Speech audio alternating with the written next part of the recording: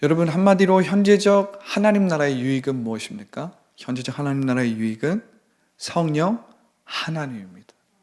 할렐루야. 성령 하나님이 현재적 하나님 나라의 유익이라는 거예요. 이 구약과 신약에 있어서 이 구약의 백성들이 누리지 못한, 그들에게서는 꿈꿀 수도 없었고 느끼지 못했던, 또한 체험하지 못했던 것은 바로 성령 하나님에 관한 것들이었어요. 이 구약 이후에 중간기를 거쳐서 신구약 중간기를 거쳐서 예수님께서 이 땅에 오시고 나서 그 예수님께서 하나님의 계획과 또 하나님의 그 경륜 안에서 이 땅에 임마누엘로 오셨잖아요. 그리고 그 예수님께서 이곳에서 12 제자들과 함께 동거동락하시면서 우리의 모든 죄와 우리의 모든 매여 있는 것, 흑암의 모든 권세를 깨트리시고, 할렐루야, 우리의 죄를 짊어지셨거든요. 그래서 침례 요한은 예수님을 보면서 세상 죄를 지고 가는 어린 양이로다. 할렐루야. 보라, 세상 죄를 지고 가는 어린 양이로다. 예수님께서 새 시대를 여신 것입니다. 이 새 시대가 한마디로 말하면 뭐예요? 하나님 나라를 출범하신 거예요. 하나님 나라를 출범하신 것입니다. 이 구약에서도 하나님 나라라는 말은 나오지 않지만 하나님 나라의 개념은 구약에서도 나타납니다.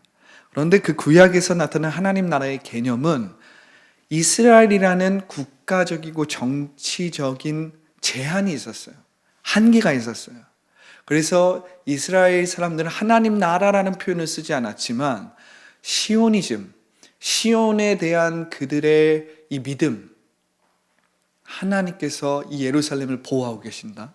하나님께서 이 예루살렘에 있는 이 시온 산, 이 성전에 머물고 계신다. 이곳에 하나님의 이름이 있다라고 하면서 이곳이 하나님의 도성이라고 믿었습니다.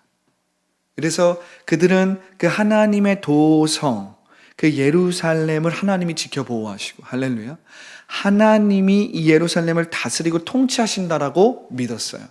그런데 그 하나님의 나라는 이스라엘 사람들이 하나님의 나라라는 말도 쓰지 않았지만 하나님 나라의 개념은 가지고 있었던 거예요. 하나님이 통치하시는 거예요.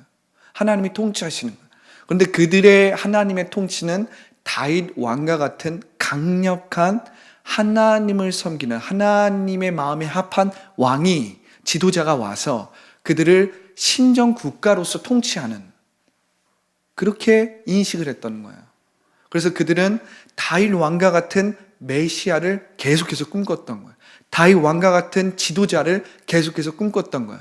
그래서 다윗 왕과 같은 왕을 통해서, 그러한 지도자를 통해서 이스라엘이 온 세계를 다스리는 것을 항상 염두에 뒀다라는 거예요. 그것이 이스라엘 사람들이 갖고 있었던 하나님 나라의 제한적인 이해였어요. 개념이었어요.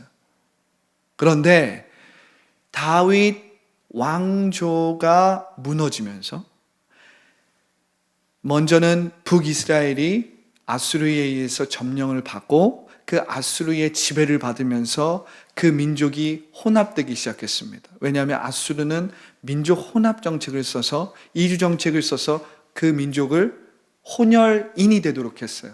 그것이 사마리아입니다. 사마리아. 그래서 사마리아는 이스라엘과 아수르 지역과 다른 이방 사람들과 혼혈된 그러한 민족이 된 거예요.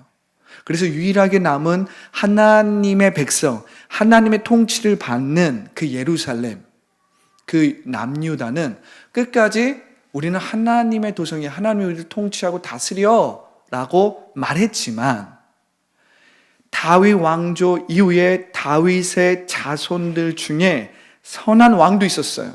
히스기야 왕과 같은 하나님을 두려워하고 하나님을 섬기는 왕도 있었지만 그와 같은 왕은 2-3명밖에 되지 않았어요. 대부분의 왕은 어땠을까요? 대부분의 왕은 타락했고 변질됐고 왜곡됐고 하나님을 말로는 두려워했지만 실제로는 두려워하지 않았어요. 그래서 자기가 왕이 돼서 자기의 생각대로 자기의 판단대로 남유다를 이끌고 나갔단 말이에요. 결국 남유다는 583년도, 586년도죠. 정확하게 말하면 바벨론의 2차 침공을 받으면서 완전히 폐허가 됩니다. 이미 1차 침공 때 10년 전 1차 침공 때 이스라엘 그 남유다에 있었던 고위 관료들이나 자식들이 끌려갔어요. 이때 에스겔도 끌려가고 다니엘도 끌려가고 바로 바벨론에 의해서 유다가 계속해서 하나님의 경고를 받고 있었던 상황입니다. 그러면서 남유다는 그때 당시에 예레미야가 계속해서 너희가 이미 하나님 앞에 죄를 졌고 하나님을 섬기지 않았고 하나님의 이름을 모욕했기 때문에 하나님의 영광을 가렸기 때문에 하나님이 심판하실 것이다 라고 선포했거든요. 예레미야가 예루살렘에서. 그런데 그때 왕은 예레미야의 말을 듣지 않았습니다. 예레미야의 말을 무시했어요. 그리고 많은 백성들도 예레미야보다는 하나님이 우리를 지키실 거야, 하나님이 우리 예루살렘을 다른 강대국의 손에서 지키실 거야 라고 선포했던 거짓 선지자들 더 따라갔어요. 그래서 예레미야를 매국노, 넌 매국노야. 어떻게 우리 예루살렘 하나님의 도성을 그렇게 말할 수 있어? 너는 매국노야. 예루살렘에서 바른 말을 전하고 있었던 예레미야를 핍박했어요. 그러나 예레미야는 항상 눈물로써 하나님의 말씀을 대언하고 또 대언했던 것입니다. 또 대언했던 거예요. 그들이 이해하지 못했던 것은 하나님의 나라는 물리적이고 물질적인 영역이 아니라 할렐루야, 영적인 영역이었다라는 것을 그들은 알지 못했어요. 그리고 그들은 하나님의 나라가 우리 안에 임하는 것을 알지 못했어요. 하나님의 나라가 그들은 물리적으로 이 예루살렘을 하나님이 지키실 것이다라고 그들은 생각했지만 그것은 그들의 엄청난 착각이고 엄청난 교만이었다는 거예요. 왜냐하면 하나님의 나라는 그들 안에 임해야 됐기 때문에 그래요. 예레미야는 실제로 이것을 선포했습니다. 그 날이 되면, 그때가 되면 하나님께서 너희의 죄를 용서하실 뿐만 아니라 이젠 하나님의 법을 너희의 마음에 새기겠다. 할렐루야. 하나님의 그 영을 너희 안에 두겠다. 할렐루야. 그 날이 되면 예레미야는 그 하나님 나라의 여명을 보기 시작한 거예요. 이제 올 것이라는 것을 알기 시작한 거예요. 그런데 그 하나님 나라가 임하는 것은 오직 그의 영이 우리 가운데 임해서 우리 마음 가운데 그분의 법과 그분의 마음과 그분의 말씀이 새겨질 때 이루어진다라는 것을, 그 하나님 나라의 여명을 성령을 통해서 본 것입니다. 본 것이에요. 그래서 반드시 이스라엘 백성은 바벨론의 포로로 끌려가야 됐어요. 왜냐하면 이스라엘 백성이 바벨론으로 끌려가면서 그들이 믿고 있었던 시온이즘이 깨져버립니다. 더 이상 하나님의 나라가 공간적으로 어떤 지역적으로 정치적으로 온다라는 그 개념이 아니라는 것을 그들은 경험적으로 깨닫기 시작해요. 그러면서 어떻게 그들의 눈과 그들의 신학이 바뀌냐면, 하나님은 이스라엘뿐만 아니라 전 세계를 통치하고 있다라는 눈이 선지자들을 통해서 생기기 시작하는 겁니다. 하나님이 우리 예루살렘만을 다스리는 것이 아니라 하나님이 바벨론도 통치하고 있어.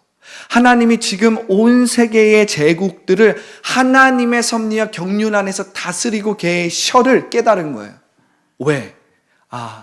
우리가 비록 하나님의 백성이었지만 우리가 하나님께 죄를 짓고 하나님을 업신여기고 하나님의 영광을 온전히 비추지 않을 때 하나님은 그의 백성으로 선택한 이스라엘도 바벨론을 사용하셔서 벌할 수 있다는 거예요. 징벌할 수 있다는 거예요. 징계를 내릴 수 있다는 거예요. 할렐루야. 에스겔은 예레미야의 이 선포와 말씀을 들으면서 자란 소년이었습니다. 그런데 에스겔은 예레미야가 인정받지 못할 때 예레미야의 말씀을 들었어요. 그런데 이 에스겔은 바벨론으로 끌려가면서, 이 에스겔은 제사장의 아들이었거든요. 정통 제사장 집안이었습니다. 그러니까 에스겔은 제사장으로서 훈련을 받고 제사장이 될 사람이었어요. 근데 그 에스겔이 바벨론으로 끌려갑니다. 그리고 그 바벨론 드발 강가에서, 그발 강가에서 꺼이꺼이 울면서 자포자기하고 모든 것을 다 잃어버리고 소망을 잃어버린 그 이스라엘 백성들을 향하여서 하나님의 말씀을 태어나는 거예요. 할렐루야. 예레미야의 말씀을 그대로 그가 이젠 그의 입으로 선포하기 시작합니다. 주의 영이 너에게 임할 것이다. 그의 영이 너에게 임할 것이다. 그 날이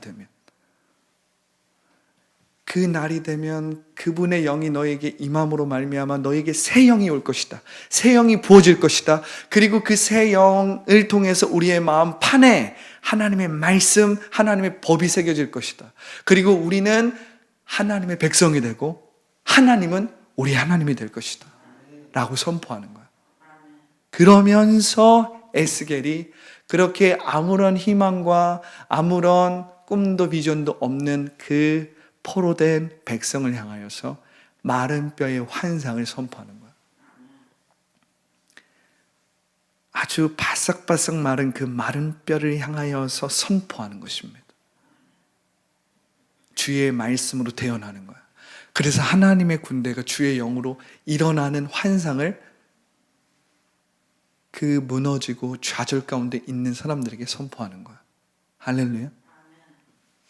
여러분, 제가 이 배경을 왜 여러분들에게 이야기하냐?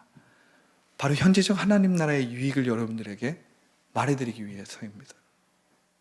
그러한 배경 가운데, 그러한 이스라엘의 희생과 그 이스라엘 백성의 고난과 그 선지자들의 눈물과 그들이 꿈꾸고 비전을 보았고 그들이 그 고난과 역경 가운데서도 끝까지 하나님을 신뢰함으로 그들은 망하지 않았거든요. 할렐루야.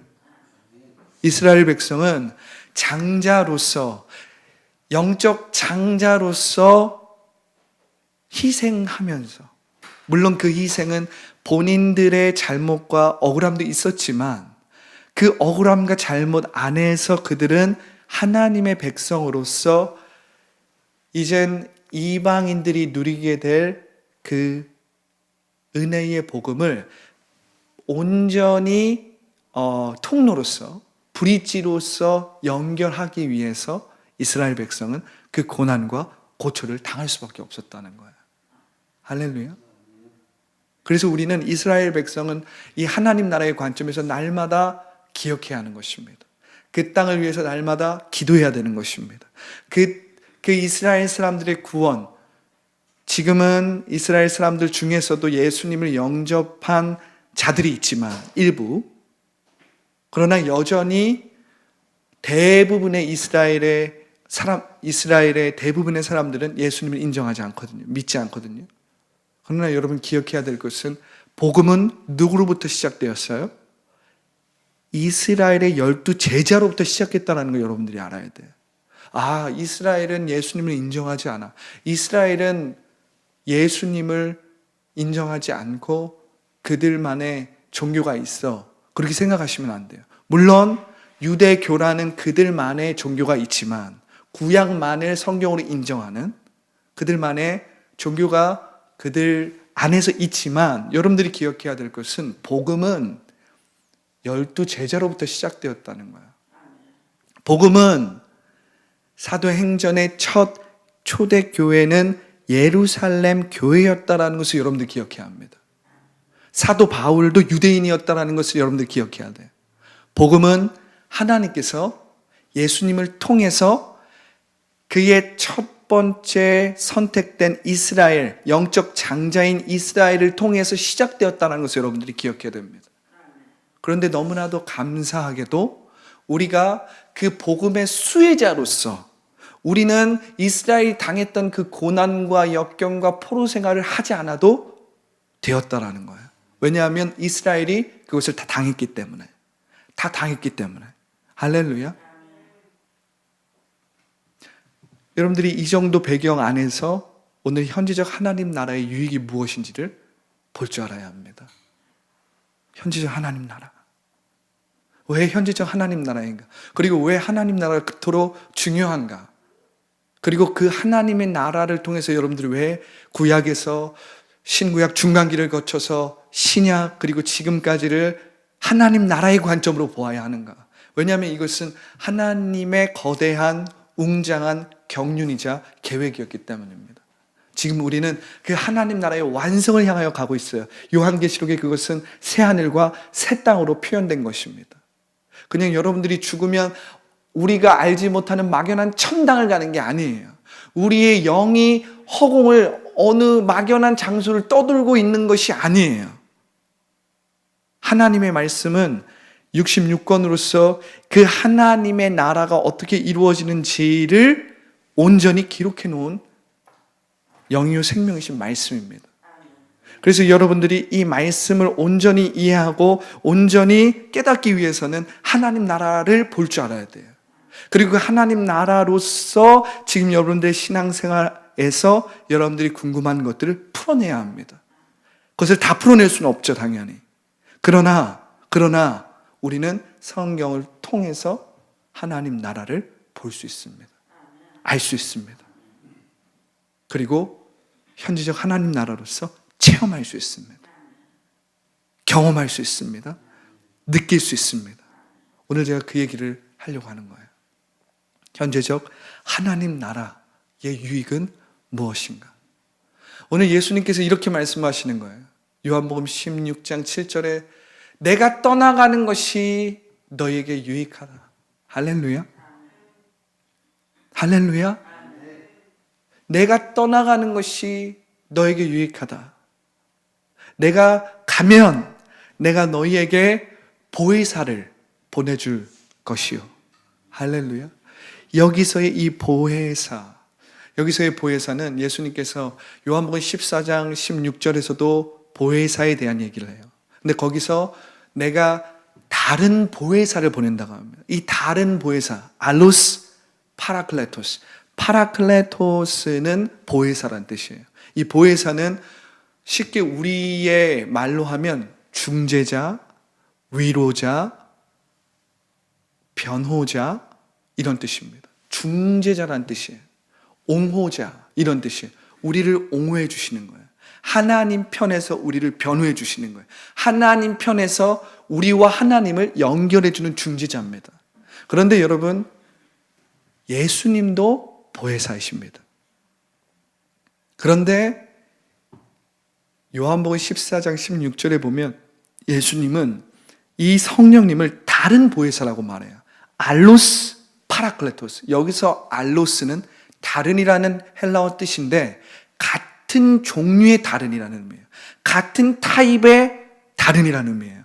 같은 본질이지만 다르다는 거예요. 헬라어가 참 특이하죠. 완전히 다르다라는 표현이 있고 이 알로스라는 말은 본질, 종류, 타입은 같아. 그런데 다르다는 거예요. 그래서 알로스 파라크레토스는 다른 보혜사다라고 해서 나와는 똑같은 본질이, 나와는 똑같은 신성과 하나님의 본체이시지만 다른 위격을 가진 분으로 말씀하시는 거예요. 근데 내가 가면, 내가 가는 것이 너에게 유익인데 내가 가면 너희에게 이 보혜사를 보내겠다는 거예요. 할렐루야. 그러면서 예수님이 뭐라고 말씀하십니까? 이렇게 말씀하시는 것입니다. 이렇게 말씀하시는 거예요. 내가 떠나면 내가 그를 너희에게로 보내리니. 할렐루야. 그를, 여기서 그를. 여러분, 푸뉴마라는 것은 영입니다. 근데 우리가 성령을 할 때는 그냥 단순히 푸뉴마가 아니라 하기오 푸뉴마라는 말을 써요. 이 하기오라는 말이 거룩함이라는 뜻입니다. 그래서 하기오, 거룩한 푸뉴마, 영이라는 거예요. 근데 이 영, 푸뉴마는 성별상 헬라어에서는 중성으로 쓰입니다. 남성형도 아니고 여성형도 아니고 중성형이에요. 푸뉴마는. 그러니까 영은 남자도 여자도 아닌 그냥 영이라는 거예요. 중성이라는 거예요. 그래서 우리는 푸뉴마만 들었을 때는 그 푸뉴마가 영이기 때문에 인격이라고 이해하기가 어렵습니다.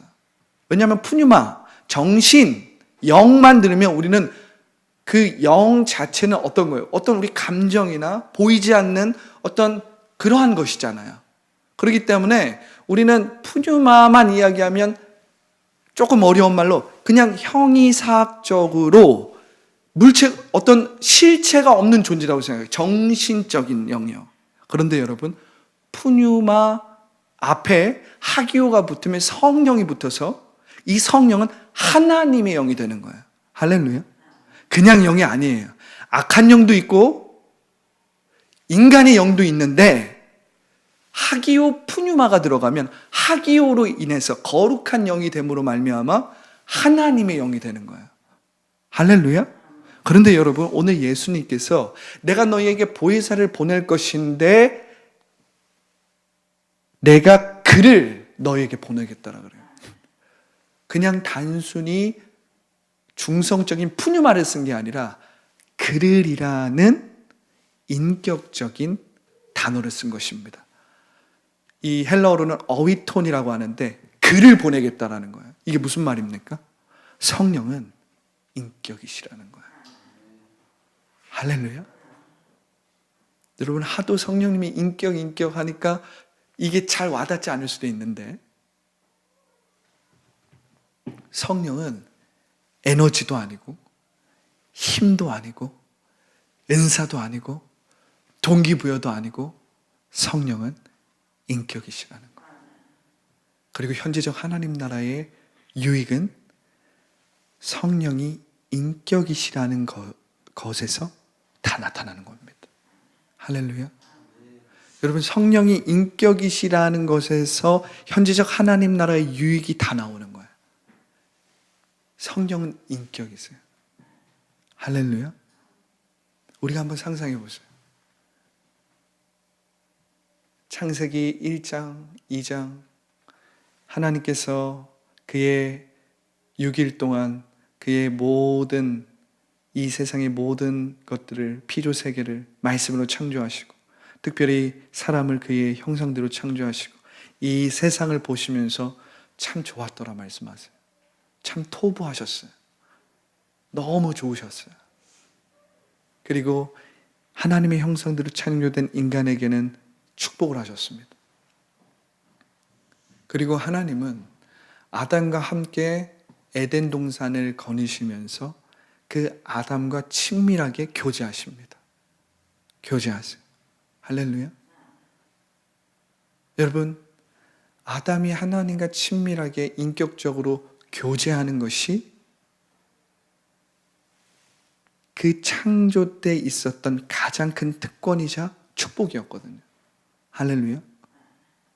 아담이 그렇게 토부와 샬롬으로 충만했던 이유는 하나님과 생명적으로 연결되어 있었고 그분과 친밀하게 교제할 수 있었기 때문에 아담은 충만했던 거예요.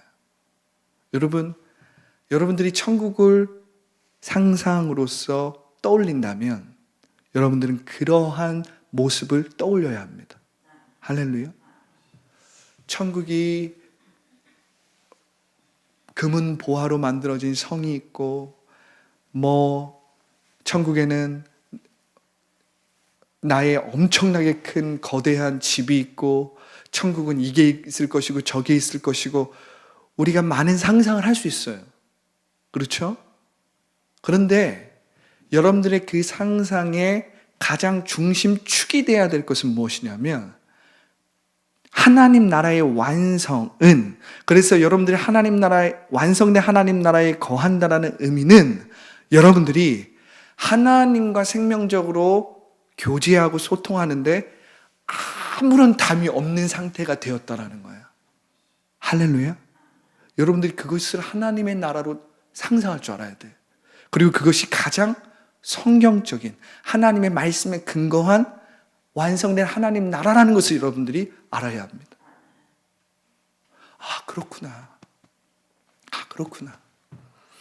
하나님 나라, 천국이라는 것은 우리가 그냥 죽어서 가는 천당, 그냥 극락세계, 우리가 이 세상에서 경험하고 이 세상에서 떠올리고 있는 어떤 물질적이거나 물리적이거나 어떤 장소적인 것이 아니라, 할렐루야, 하나님적이라는 것을 여러분들이 기억해야 돼요. 말이 좀 웃깁니다. 하나님적이라는 거예요. 하나님과 생명적인 관계가 아무런 제한이 없고 아무런 막힘이 없고 아무런 걱정이 없는 상태가 바로 완성된 하나님 나라의 상태라는 거예요. 할렐루야. 그런데 현재적 하나님 나라의 유익은 바로 여기 있다라는 거예요. 현재적 하나님 나라의 유익은 바로 성령 하나님이 인격이시라는 거예요. 할렐루야. 아담이 타락 이후에 하나님과 생명적으로 교제하지 못했습니다. 아담이 죄를 지었을 때 아담이 원수 마귀의 말에 속아서 삼천의 물질 세계에 묶이고 자신의 생각 감정에 묶였을 때 하나님의 영이 떠나가셨어요. 그래서 아담은 죄로 말미암은 죽음을 경험하게 된 것입니다. 죄가 잉태한 죽음, 사망이 그의 삶을 왕노릇하기 시작한 거예요. 왜냐하면 하나님의 영이 떠나갔기 때문에. 하나님의 영이 떠나갔다라는 것은 곧 죽음을 의미했어요. 육체의 생각은 죽음이란 말이에요. 그런데 영의 생각은 생명과 평안이란 말이에요. 할렐루야. 할렐루야. 그런데 이 영이 떠나가서 우리가 죽음을 맛보게 되었는데 그 이유는 그 영이 떠나감으로 말미암아 하나님과의 생명적인 그 관계가 단절됐기 때문에 그래요. 하나님과의 생명적인 그 교제가 단절됐기 때문에 우리에게 죽음이 온 것입니다. 왜냐하면 우리는 영원을 사모하게 만들어졌는데 그 영원함을 주의 영을 통해서 경험하지 못하면 죽게 되어 있어요. 죽게 되어 있어요. 변질, 왜곡, 타락이 일어날 수밖에 없어요. 그런데 그 육체의 생각은 사막이란 말이에요. 그러나 영의 생각은 생명과 평안이에요. 영의 생각이 생명과 평안이라는 말은 그 영의 생각이 무엇이기 때문에 그래요? 그 영의 생각이 하나님을 떠올리게 만들기 때문에 그래요. 하나님이 누구신지 떠올리게 만들어요.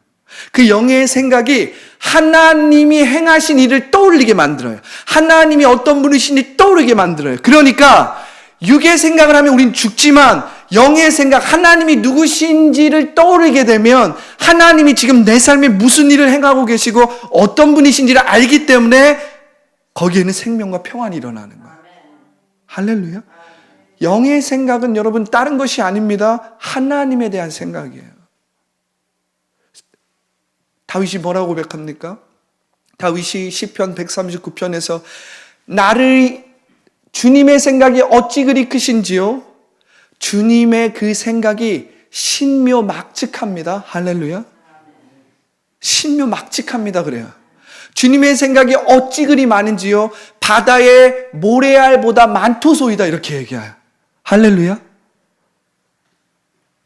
왜냐하면 다윗은 제한적으로 왕의 직무를 수행하기 위해서 하나님의 백성을 다스리는 그 왕의 직무를 수행하기 위해서 성령의 기름 부으심을 받은 사람이거든요.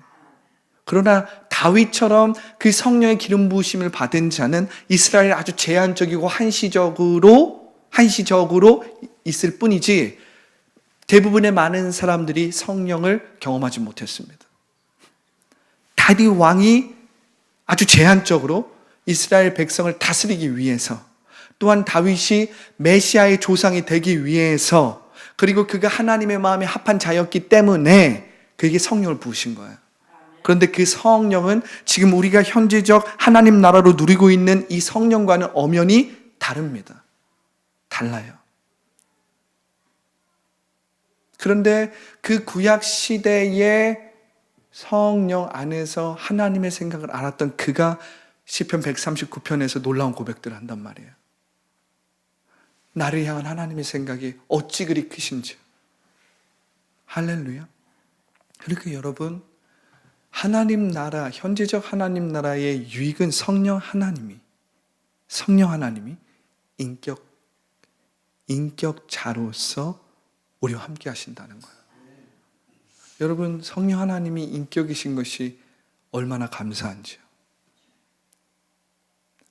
성령 하나님이 인격이 아니라면 우리는 여전히 율법대로 행해야 되는 거예요. 율법대로 뭔가를 해야 돼요. 종교적인 법과 규례와 지정된 날과 무엇을 먹지 말고 무엇을 먹어도 되고 무엇을 해도 되고 무엇을 하지 말아야 되고 항상 이것으로 우리는 우리의 신앙생활을 대치하는 삶을 살아야 돼요. 그런데 성령의 인격이시. 그래서 그 성령님을 통해서 우리는 예수님과 생명적인 관계로 연결되어 있다는 것을 여러분들 믿으시기 바랍니다.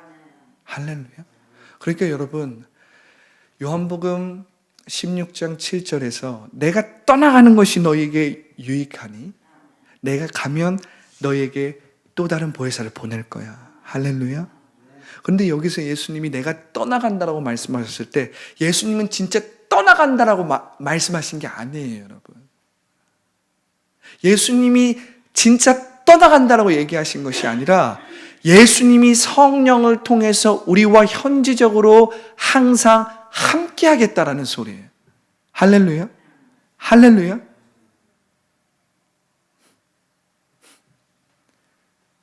그 예수님을 우리는 보기 위해서 이스라엘로 갈 필요가 없습니다. 예수님께 치유를 받기 위해서 이스라엘로 갈 필요가 없어요. 예수님께 우리는 뭔가를 얻기 위해서 예수님을 물리적으로 물질적으로 찾을 필요가 없고 우리는 이제 성령 안에서 예수님의 이름을 부르면 그 예수님의 일과 역사와 응답이 나타나는 놀라운 일이 이 현재적 하나님 나라에서 이루어지고 있다는 거예요. 할렐루야. 할렐루야. 성령 하나님이 인격이시라는 것이 그렇게 놀랍고 감사한 일인지 모릅니다. 여러분, 성령 하나님은 지식이 아닙니다.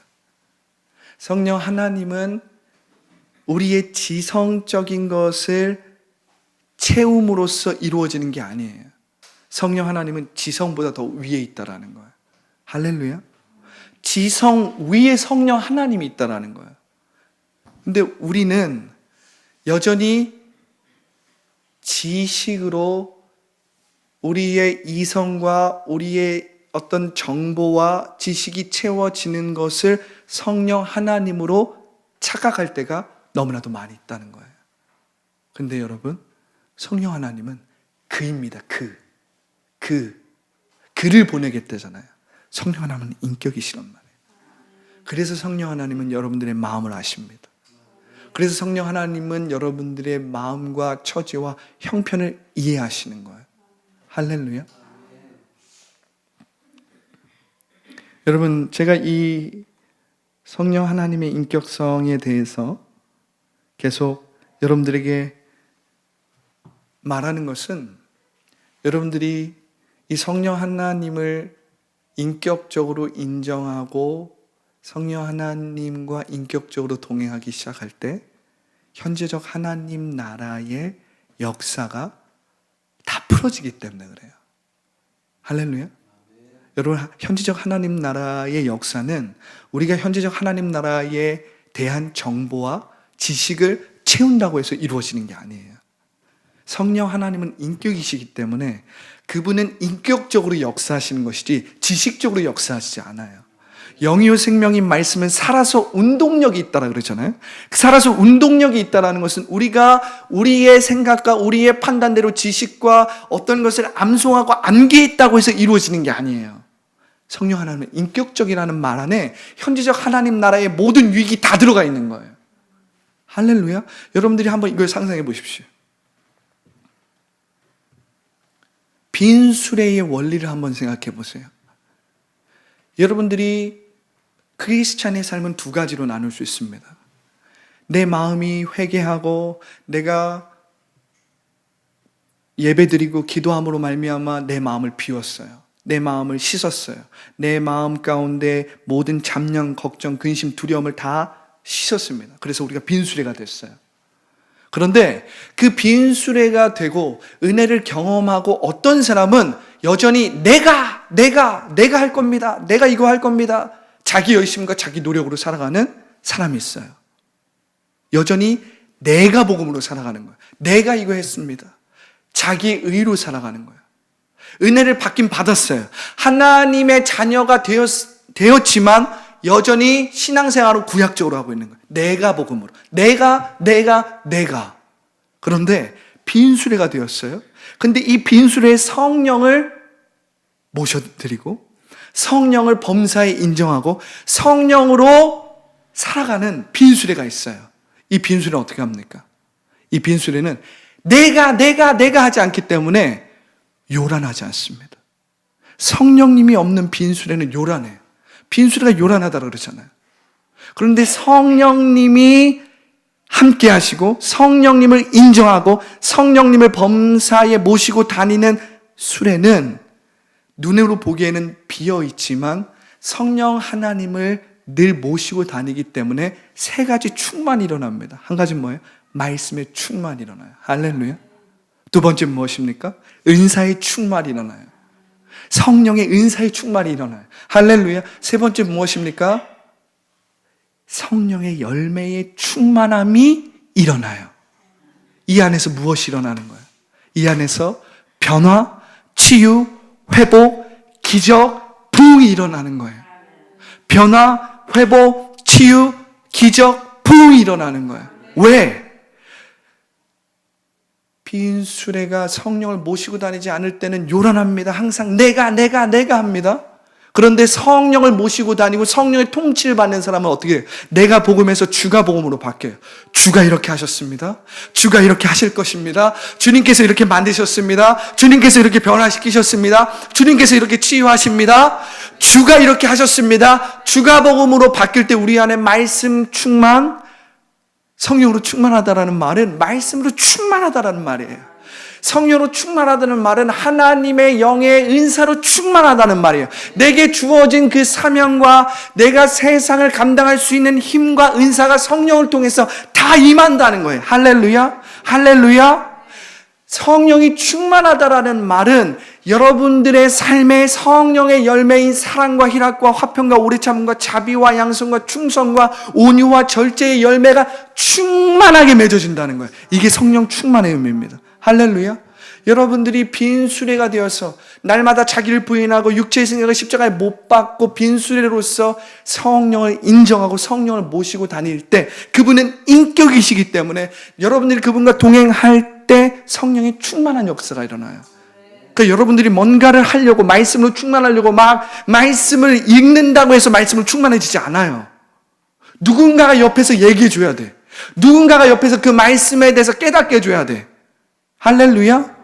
에티오피아의 내시가 하나님의 말씀을 몰라서 막 이게 무슨 말씀인가 이사야 말씀을 몰라서 막 읽고 있습니다. 떠올리지가 않는 거예요. 무슨 말인지 모르는 거예요. 그런데 성령이 빌립을 그 마치 안으로 보내십니다.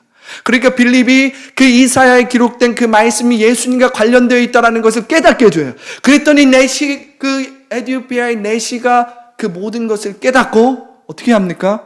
예수님의 이름으로 침례를 받고 예수님의 제자가 되는 거예요. 여러분, 이거의 차이인 거예요. 여러분들이 말씀으로 충만하겠다고 말씀을 더 읽어야지. 말씀을 더 암송해야지. 내가 해야지. 여러분들이 더 성령으로 충만하겠다고 더 큐티해야지. 더 이런 데 따라다니면서 성령의 은사를 받아야지. 성령의 은사로 내가 더 충만해야지. 또 내가 예수 그리스도를 닮겠다고 예수 그리스도의 그 성품을 담겠다고 내 스스로 내가 어떤 규율을 만들고 기준을 만들고 뭐 해서 참고 견디고 물론 그러한 모든 것들이 쓸데없는 일이라는 말이 아닙니다.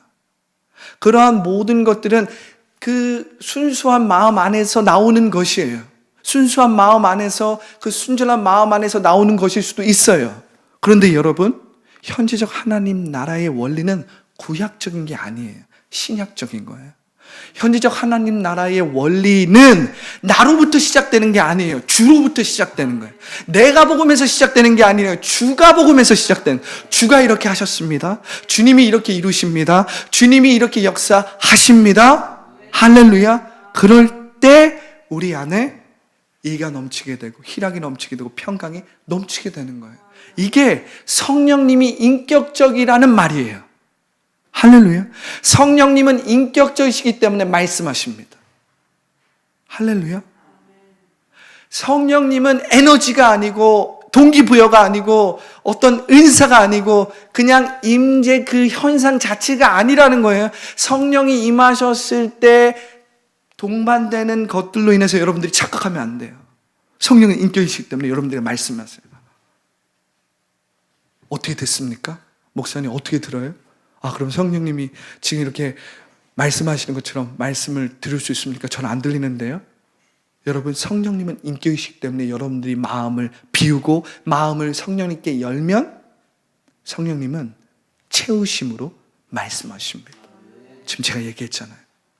여러분들이 성령님이 말씀하시도록, 여러분들의 삶에 말씀하시도록 내어주지 않았기 때문에 그것을 체험하지 못한 것뿐이지, 여러분들이 항상 이 지식적인 그리고 이 지성적인 수준에서 여러분들이 큐티하고 여러분들이 말씀 해석하고 여러분들이 말씀을 이렇다 분석하고 끝냈기 때문에 성령님 말할 기회가 없었던 거지, 성령 하나님은 날마다 말하고 있습니다. 할렐루야. 오늘 예수님께서 뭐라고 말씀하십니까? 그가 너에게 오시면 그가 세상에 대하여서, 세상에게 죄에 대하여, 의에 대하여, 심판에 대하여 책망하신다라고 이야기해요. 할렐루야. 이 책망하시다라는 말을 바꿔 말하면 깨우치게 한다, 바로 잡으신다라는 의미예요.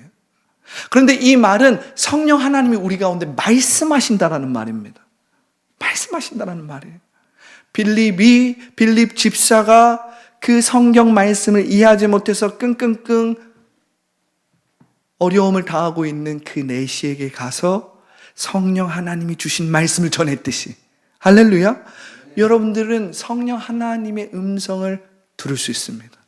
내적인 음성으로 하나님의 이 로고스의 말씀이 성령의 레마의 말씀으로 내적인 음성으로 들릴 때가 있고, 소원적인 비전을 보일 때가 있고, 소원적인 꿈을 부으실 때가 있고, 하나님의 마음을 말씀대로 느끼게 할 때가 있고, 할렐루야.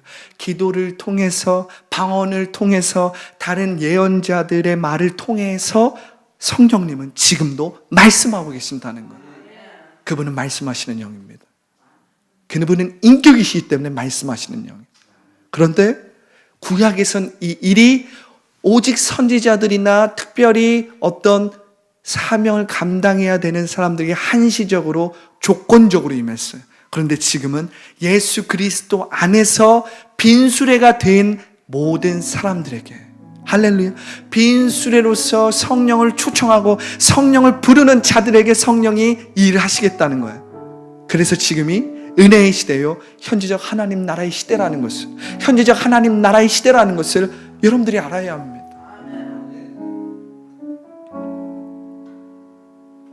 할렐루야. 오늘 제가 말씀을, 다른 중요한 개념들이 있는데, 이 성령님의 인격성이 너무나도 귀하고, 또 이 성령님의 인격성을 우리가 알아야 현재적 하나님 나라의 모든 비밀과 유익이 풀리기 때문에 여러분들에게 이 성령의 인격성만을 이야기해도 지금 시간이 없습니다. 여러분, 성령님 말씀하십니다. 성령님이 예배 때만 말씀하시는 게 아니에요. 성령님은 차 안에서도 이야기하십니다. 할렐루야. 성령님은 여러분들의 일터 가운데 얘기하세요. 성령님은 화장실에서도 얘기하십니다. 할렐루야. 성령님은 여러분들이 길을 걷다가도 얘기하세요.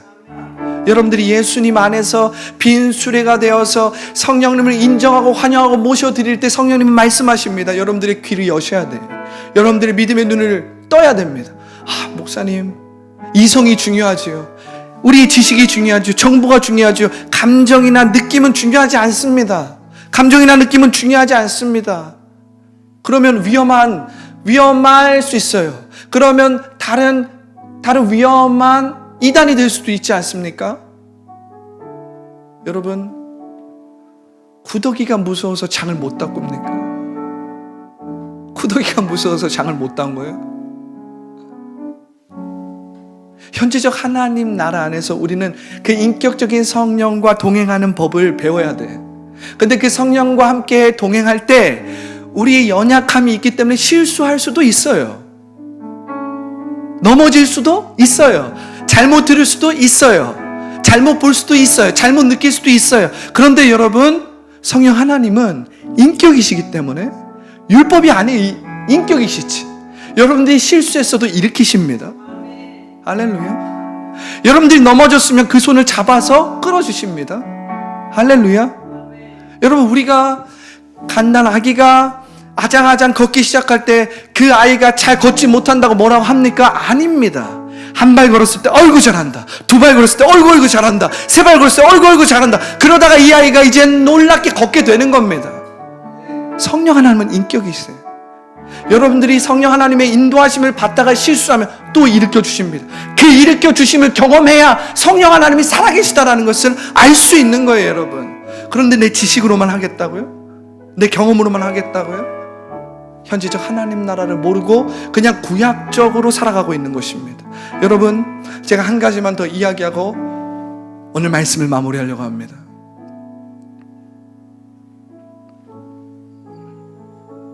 오늘 요한복음 16장에는 성령의 사역에 대해서 아주 많이 나와 있는데, 뒤에 가면 특별히 이것은 요한복음 16장 11절과 관련되어 있습니다. 심판에 대하여라 하면 이 세상의 임금이 심판을 받았다. 예수님이 성령께서 오시면 이거에 대해서 말씀하실 거야. 심판에 대하여라 하면 이 세상의 임금이 심판을 받았어.